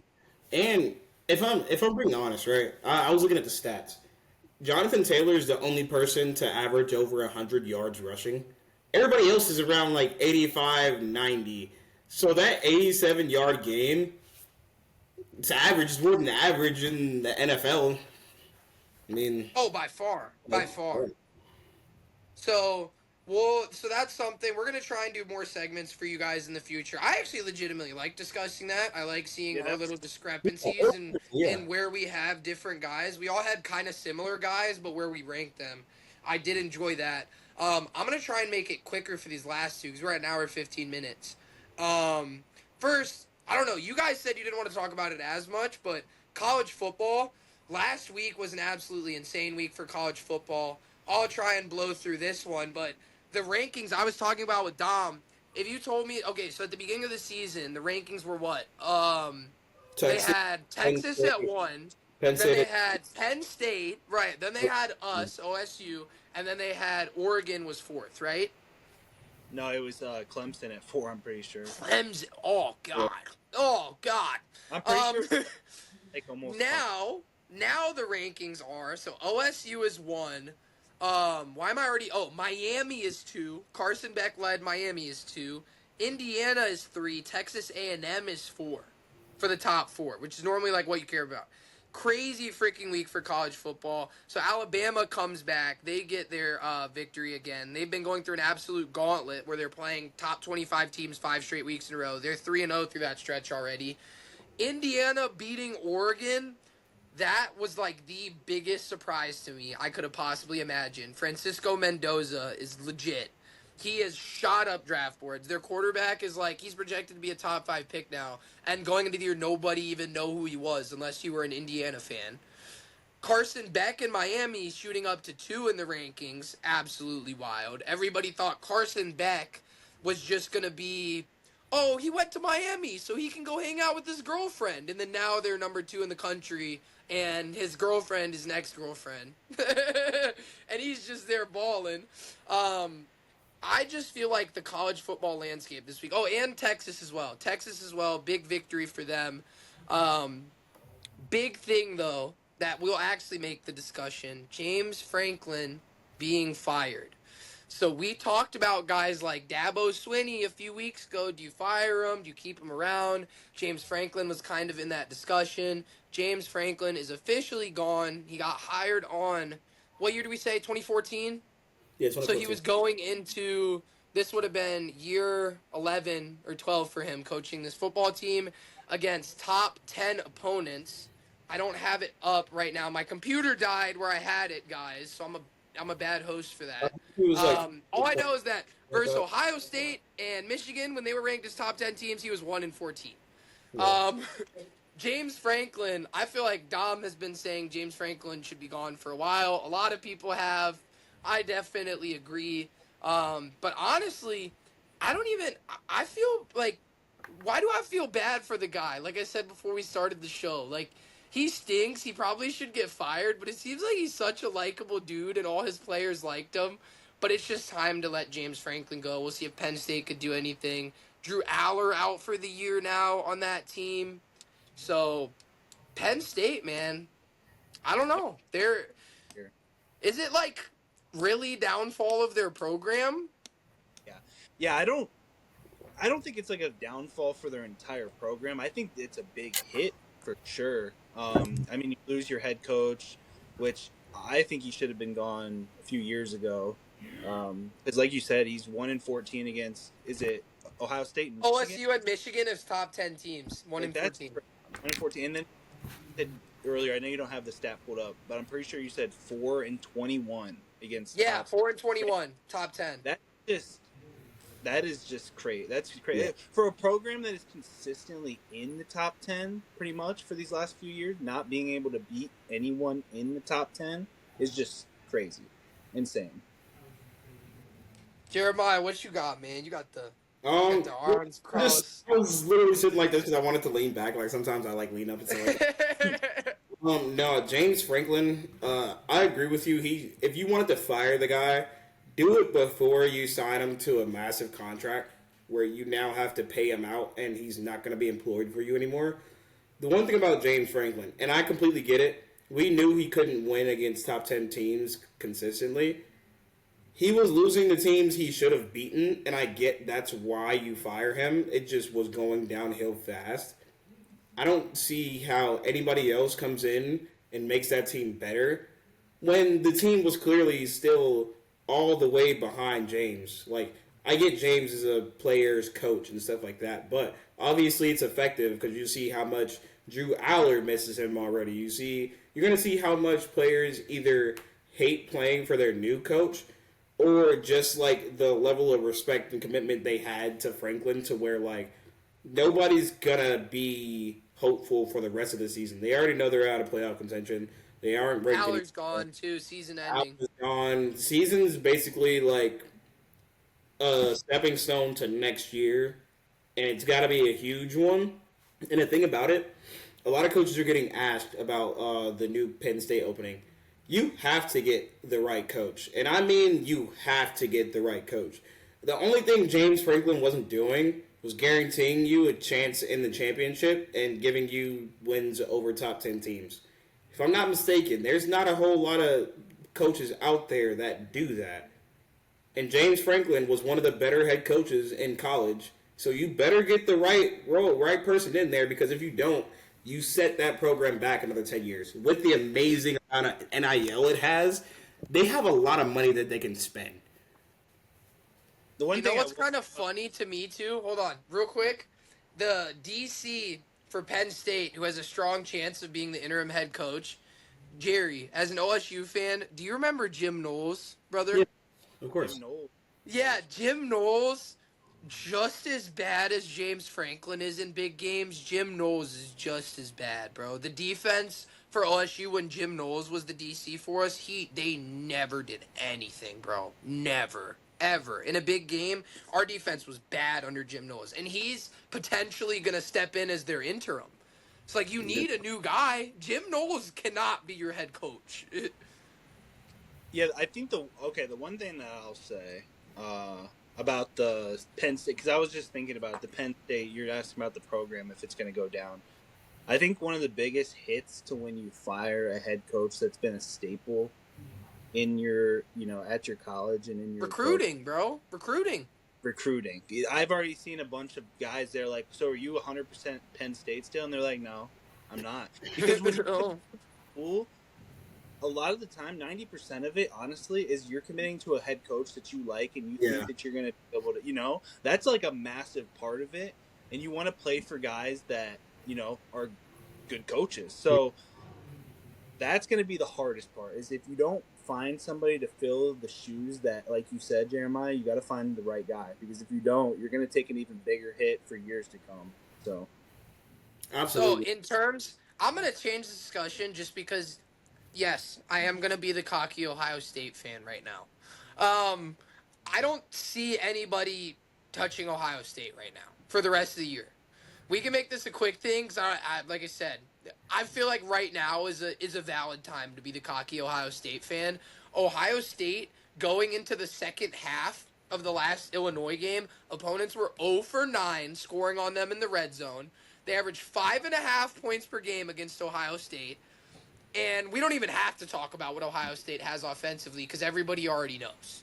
Right? He Right. shares this. He shares the same name as this dude right here, Mr. Everybody, Jerry, okay, so like, Mr. like Mr. Jerry. I coach, So, coordinate football and stuff like that. Everybody asked me like, "Yo, do you want to be Smith?" Yes, I'm not gonna completely Oh, neat ride, but like, dudes go. yeah. So I think OSU, nobody's touching them at this point. I'd like the fact that Miami's at 2, and the other teams after them. Like I said, is already for Indiana's at 3. A&M's at 4, and then you got outside of that top 4. There's Oregon, there's Georgia, Oh there's man, Bama, Indiana could Ole potentially Miss. be the biggest. Indiana is nice though. They The could be the biggest threat to OSU. And yeah, I said this last week, which is crazy to say, but it really is true. I'm honestly more worried about Indiana. I did not. They beat Oregon in Oregon. you're more worried about Indy. OSU couldn't even beat Oregon in Oregon last year. The one thing I We would say lost. is we don't typically play Well, good until playoffs. against, we don't play good against SEC teams in the playoffs. That would be the one thing I would be worried about. That's Whoever true. comes out of the SEC this year, it may be Bama, it may be Bama, it may be Miami, it may be whoever, right? I would be nervous, especially if it's Miami. I agree with you. I feel like the team, other than us, I agree with Dom on this way. I agree with you too. I think SEC is always tough because it just comes down to the trenches, and SEC always has the best trenches. Whether it's always or 99% whatever. SEC best team is normally going to have the best D line and the best O line, which for OSU, whenever they're taking deep shots all the time, that's normally the problem. That's why SEC normally gets us. I guess we'll go past college football. We're at almost towards the end of the episode, so I'll try and be quick for this one too. But MLB. So last night, Dodgers came out victorious. They've been playing their series versus the Milwaukee Brewers. Milwaukee Brewers had more regular season wins than the Dodgers, but the Dodgers are the Dodgers. The two things I wanted to say actually is the Dodgers pitching has been lights out. Game 1, Blake Snell, he threw 10 Ks, 8 innings. I think he gave up less than 4 hits. He might have been. I had this stat on my computer, man. I'm actually upset. I think it was 1 hit that he gave up over 8 innings with 10 Ks. So Blake Snell was lights out. They won that game. Last game, Yoshinobu Yamamoto, complete game, only gave up 1 run, gave up 3 hits, only walked 1 batter. And if that's how the Dodgers are pitching, we know how they're going to be hitting. So Dodgers look like they're probably going to win the World Series again. On the other side of things, the Seattle Mariners. That's insane. I love that the Seattle Mariners are up 2-0. I bet on the Blue Jays last game, sadly. But the Mariners, they hadn't won a home playoff game, I think in since 2001, almost 25 years. And then they get a chance to go back home now, up 2-0. They stole 2 from the Blue Jays right away, and they go back up 2-0. The Blue Jays were screaming, scorching hot, beat the Yankees in that last series, and then now all of a sudden the Mariners are up 2-0. So I haven't been as tapped into playoff baseball this year. I'll tell you what, if the Mariners make it to the World Series, I'm entertained every game. I want to see that. I want to see the Mariners make it to the World Series and get a shot at, again, I mean, I'm not even going to knock on wood. I don't care about the Dodgers. I want to see Mariners-Dodgers. I want to see Mariners-Dodgers. I want to see David versus Goliath, and I want to see the Mariners go crazy. The Mariners have a good team, dude. What's crazy too is the Mariners have the pitching. They have the pitching to go against like a hitting heavy lineup like the Dodgers. If the hitters can just contribute, it honestly would be a good series. Um, yeah, I don't have too much to say about the baseball other than the Dodgers are dominant. We know they're dominant. Yamamoto, he had what, like 9 Ks too last night. He had 8 Ks in his Like shutout. like you said, when you know that when the pitchers are showing up for them, because that's been like one of the, even though they still have a lot of elite pitchers, like when the pitchers are doing their thing, you know what the hitters are doing. The Dodgers are unstoppable. Honestly, I'm at a point where I just like, even though everybody says there needs to be a salary cap in the MLB, which like I still agree with that, I do give respect to the Dodgers at using the funds that they have and still being able to have a disgusting team. Like the Yankees go out and spend just as much as the Dodgers. They can't make it to the World Series right now. The Padres always spend as much as the Dodgers. They were bounced in the wild card. The Mets didn't even make the playoffs. Mets didn't even make the playoffs. I think the Mets spend the second most money actually. Yeah, like at this point, like I know you have Shohei Ohtani, but I have to give respect to the Dodgers. It just completely, I know you got the most funds, but it doesn't mean every time that you have the most funds that you're always going to be the best team. That's not how it works at all. Yeah, absolutely. I mean, it seems like everybody on that team is just clicking at the right times too. I mean, like Teoscar had a great game. I don't know what game it was, but like I think he had 1 or 2 home runs in a game where it's like you can't really give up anybody or anything to anybody on the Dodgers. Like you just have everybody in the batting lineup seems like a threat. No matter where you are in the inning, no matter where you are in the game, it could be 2 outs, no runners on. If you see Freddie Freeman walking up to the plate, you better strap on your freaking seatbelt, bro. One of their worst hitters is Tommy Edman. Tommy Edman is, I think, a multiple-time All-Star, and he's one of their worst hitters in their lineup. It's just disgusting. Everybody on that team is looking good. Yamamoto's honestly throwing the way he pitches, and like I'm not the biggest baseball fan, but I love watching him pitch just because when people call baseball a mental game, he breaks down batters, and you can see it. Like their psyche just goes from all right, I'm confident to it's like, bro, what the heck is going on? I'm down 0-2. Like, what the heck is this? Jeremiah, I don't even know if you know this as deeply on the baseball thing, but there's this guy in the Dodgers, right? You know who Blake Snell is, of course, right? Okay, Blake Snell, first half of the year, every single year, absolute poop right here. Here's Blake Snell, out of my hands, poop. Second half of the year, Blake Snell, different. And then playoffs, he gets even better. And like, playoff Blake Snell legitimately is, I'm not going to say, oh, he's top 25, 50, whatever you want to call it. Playoff Blake Snell actually plays like one of the best pitchers ever. Playoff Blake Snell is so disgusting. And you saw it again. It was in game 1, like I said, absolute shutout. I think he's going to keep doing what he's doing. We'll see what the Dodgers got. In the case of the Mariners series, the Blue Jays have a super uphill battle just as much as the Brewers. But honestly, I'm just throwing the Brewers out of this. The Brewers kind of felt to me like a regular season team. Sorry, Brewers. It just felt like they were. And they had a great year, bro. You make it to the championship series. It feels to me that honestly they're a more talented team than the Guardians were last year, but it just gives me the same vibes. You know, you're playing a superstar team. Like the Guardians played the Yankees last year before the World Series, and you know this year the Brewers are playing the Dodgers. Similar kind of thing, but I still think the Mariners Blue Jays series can still be alive if the Blue Jays go back to just what they were doing in that Yankees series. Their bats were incredibly hot during that series, and Vlad just hates the Yankees. Give that same hatred to the Mariners. Like, do exactly that same thing you were just doing, and you guys have some momentum. I think Logan Gilbert also threw the last game for them. Like, it was 3-3 going in, but that bad start. Like, you need Logan Gilbert to come in and go crazy because, Dom, I don't even know if you know who this is. The Mariners started Trey Savage last game. Not the Mariners. Sorry, excuse me, the Blue Jays. Yeah, he had a great year, but I think it was his 5th MLB start. And then the Mariners have Logan Gilbert on the mound, and Logan Gilbert has some of the best stuff in the MLB. And then he gave up 6 hits in like 2 innings.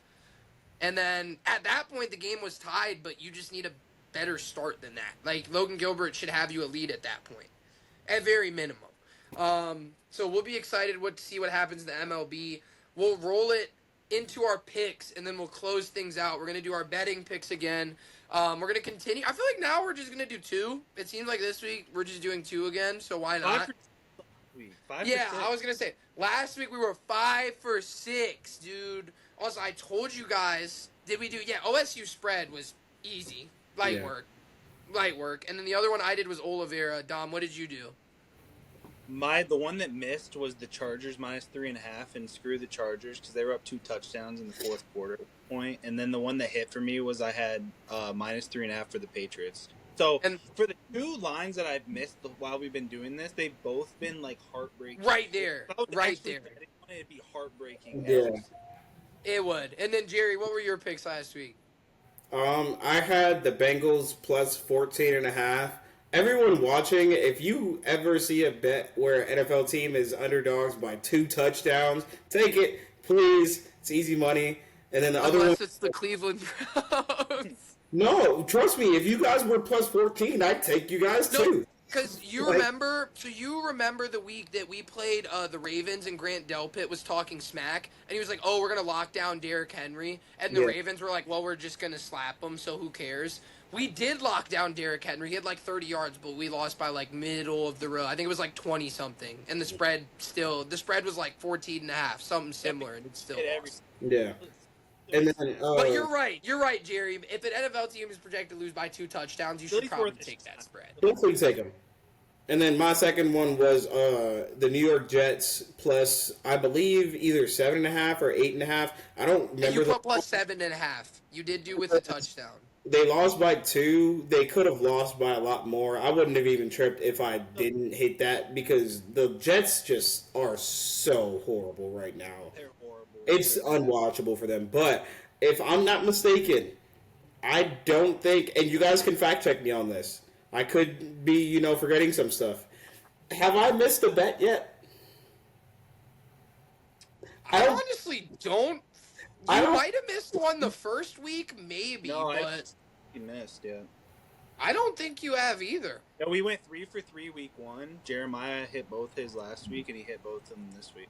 So so Jerry hasn't missed any. Dom's missed 1, and I think I've only missed 1. 2, I've missed. We got a little trend going on here, fellas. Yeah, Dom's missed his 2 by like crazy close. My 1 I missed was the Texas one before last week. That was awful. They got smoked. My Titans spread last week shouldn't have held up. Yeah, dude, that was hilarious. I got bailed. That was crazy. So I had mine on my computer, but I'll go quick. The first ones that I had this week, I remember the first one I had already. Dom said he thinks he's most worried about the Eagles out of the contending teams, but I think they have the same core, the same guys. I personally am not that worried about the Eagles. This week they play the Vikings. They're only slightly favored to beat the Vikings, even though J.J. McCarthy's coming off injury. The Vikings are at home, but I think Eagles are -145. And I know, you could say it doesn't matter, but I think to me a huge thing is that the offense did come together, have that meeting last week that they said was progressive. I think the Eagles are going to win that football game. The other thing I took was, can you guys do me a favor real quick and look up who's playing Arkansas? I forget it is, but it's for college football.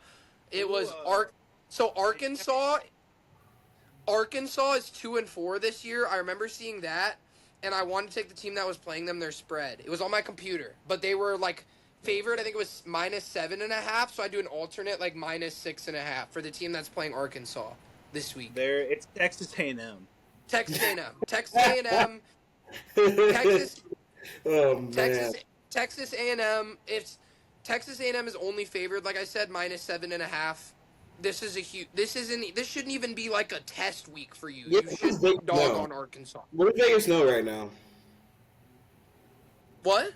What does Vegas know right now? Why is it only 7.5? I don't know. That just feels really close to me. It's just college football. Whenever there's a week, so it is an inter-SEC battle. I mean, that's a huge thing. And then college football home field advantage means a lot. But I'm still going to take Texas A&M by a touchdown. Yeah. So those were my picks. Texas A&M by a touchdown, Eagles money line. What'd you have, Jerry? Yeah, so this is not me being biased, okay? I like the line. 7, or not 7.5. Steelers -5.5. They're, I believe, traveling to Cincy. I will definitely take that 5.5 and run with it. The other one I did have, if I'm not mistaken. Well, I'm gonna look at it so I won't be mistaken. It is Giants +7 against the Broncos. Now, I don't believe. I honestly don't believe that it'll hit. I was looking through the bets while we were talking before the pod, and I didn't really like any of them. I feel okay about the Steelers one. The Giants, they just play such competitive football, and they have a running back who wants to give you CTE that I just will not doubt Speed that. And 7.5 is a lot of, or 7 is a lot of points, especially for Denver, who doesn't really put up a lot of points. Their defense is absolutely amazing, but the Denver offense has been inconsistent. So, Hey, Jets just did the same thing. 2 straight weeks, shitty New York teams take their spread versus the Broncos. Same thing. You literally did Jets last week. I did, didn't I? Would you look at that? Broncos versus the Broncos. Broncos. Broncos. Like that bet. That's a good bet. Yeah, it's a good pick. I like it. So you have -5.5 for Steelers and +7 for Giants. You know, this is great because none of us have had the same picks. Like, we never go over it before. We've never had the same picks. So this week, Panthers playing the Jets, and they're like -126. I I think. saw that too. I thought about So I'm taking Panthers money line because the Jets have just been dumpster fire to say the least. And then my other pick, I had who were they? I took the Jaguars +3 against the Rams. that. I thought Rams- about that too. I thought Rams about have- both of those. That Rams game is in London. Oh, is it? That game is Oh, in yeah. London. That's better for the Jags. Their I was- owner owns that stadium pretty much. I think. Jags and the amount of flight time from LA to London compared to Jacksonville to London is a lot more. Yeah, it's an extra Yeah. couple thousand miles, damn near. Yeah. Yeah, it Yeah. is. You're going from the West Coast to London, bro. That's a long flight. So my thought there was Rams haven't looked the best this year for one. They just lost Puka. Jaguars have looked good. So I'll take the Jags as an underdog at +3. Jags coming off a loss as well, where they were going into the last game hot. So it's almost like you're playing angry kind of week. This is where we said they either can prove themselves as contenders, they can be a solid team going forward, or they're just going to fall off. Because this is the rough part of their schedule right now. Yeah. So we I'm got. parlay- Yeah. Well, hey, should we actually do you think we should do the parlay? Should we do the parlay? Might as well just put it in this week, see what happens, bro. Jerry, don't give me none of that. I'll put $2, bro. We're putting at least $5 a pop. So, for its context, I told these guys if they win like a $10 bet to win like 100 or something like that, I'd put in $2, but I still expect a third. So, Yeah. I won't do that, but it's nice to do that, you know. Honestly, if we placed that bet, we would have some animosity towards Dom right now. So. You would. So. I still believe the Charger. When I was watching, because what's funny is I put like a side. I put my 2 picks from this past week in a parlay with the Steelers, so it missed by that one leg. No. And that, because I was watching, I'm like, oh, this is cash. They were up 27-14 in the fourth quarter, and then out of nowhere, the shitty Dolphins come storming back. Like, man. Y'all, I am tired over here. We gave y'all, this is hour 45, man. Sheesh. All right, everybody. Dom's got his Steelers cap back on, so that means we're ending or we're starting, but it's been an hour 45. Okay, Steelers Bengals tomorrow. He's got terrible towel. Dom's got the Steelers hat on, bro. Oh my god, bro. All right, everybody. We will see you again next week. Peace.